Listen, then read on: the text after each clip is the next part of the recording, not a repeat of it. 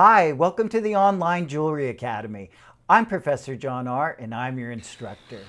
Have you ever worn your jewelry to the beach and you came home thinking that it looked a little dull or tarnished? Or did you ever clean the bathroom and notice that your silver ring got super tarnished? Well, I know that some of you have because you've written to me asking me how to correct these jewelry disasters. This video is for all of you who need help cleaning your silver jewelry. In other videos, I'll address how to clean gold, brass, copper, and some white metals too.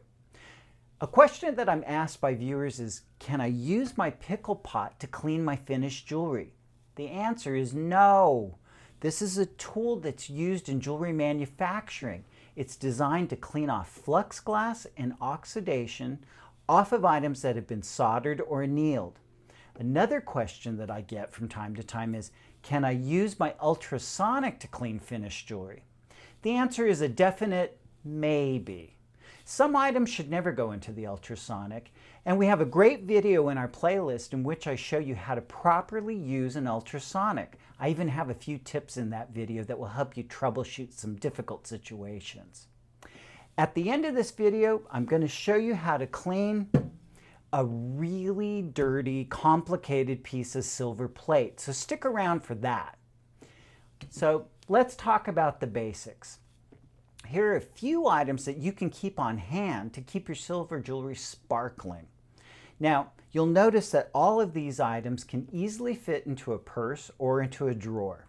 This first item is a velvet cloth. It's basically a microfiber dusting cloth. These are used by jewelers to wipe away dust and grease that can collect on gemstones. The next item is a rouge cloth. It's two cloths sewn together, and the interior cloth is impregnated with red rouge, which is what jewelers used for the final polishing step to give pieces a mere finish. Now, this will cut through the tarnish and grime that might collect on your piece, and then you can remove the rouge by buffing the surface of the item with the outer cloth. If you're looking for a simpler solution, you can use a chemically impregnated cloth like this one. Be sure to store it in a plastic bag between uses, and if you don't want to waste the whole cloth, you can cut it into smaller pieces. You use it by just wiping the cloth over the item to remove the tarnish and dirt. If you aren't cleaning your jewelry on the fly, you can use cleaners such as these. The first one is a dip for items that are silver and only silver that don't have any stones, pearls, or enamel on them. This is a fast-acting solution. You only want to leave your piece in the solution for a few seconds. Then you wash it thoroughly and dry it with a soft cloth. The next solution is a mild jewelry cleaner that can be used on items that do include stones, pearls, and enamels. You can soak your pieces in the solution for a few minutes, and if necessary, you can use a soft brush to clean under stones or remove debris from nooks and crannies. Then you just rinse the jewelry off thoroughly and dry it with a soft cloth. Two other silver cleaners that are gentle enough to use on your silver jewelry that might include gemstones, pearls, and enamels are these two. The first one is a dispenser that dispenses soft, wet polishing cloths that mimic the way that the silver cream works. Now, this isn't the silver polish that your grandmother used to use. It works much faster. It's more like washing silver with soap and water rather than the old-fashioned method of buffing everything by hand. Just be sure that you rinse your items after you clean them, and be sure to immediately dry them with a soft cloth so that you avoid spotting.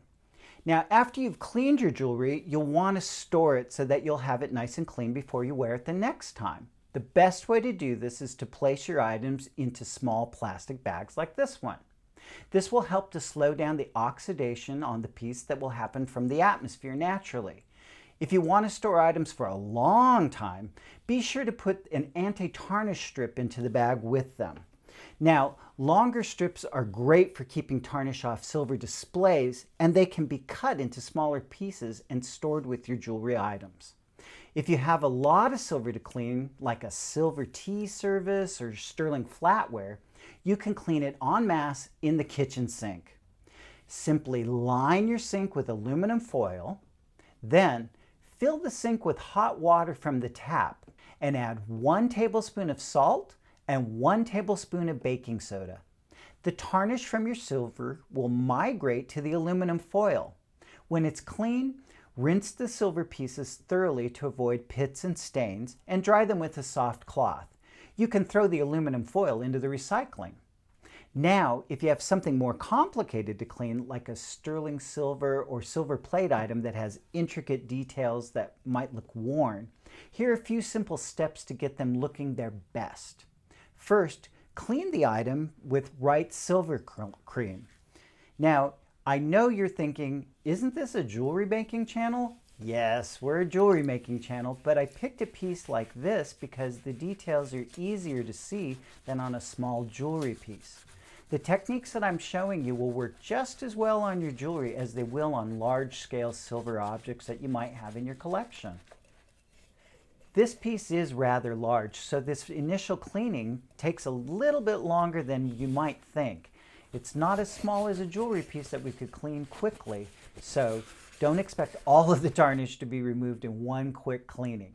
Now, if there is tarnish that's trapped in the details of the piece, what you can do is you can dip a paper towel into the silver dip that's intended for items that are made of all sterling, and you just swipe over the details.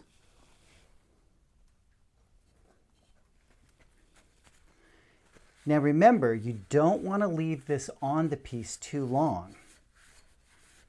And this should thoroughly clean out any of the tarnish that's trapped in the little nooks and crannies.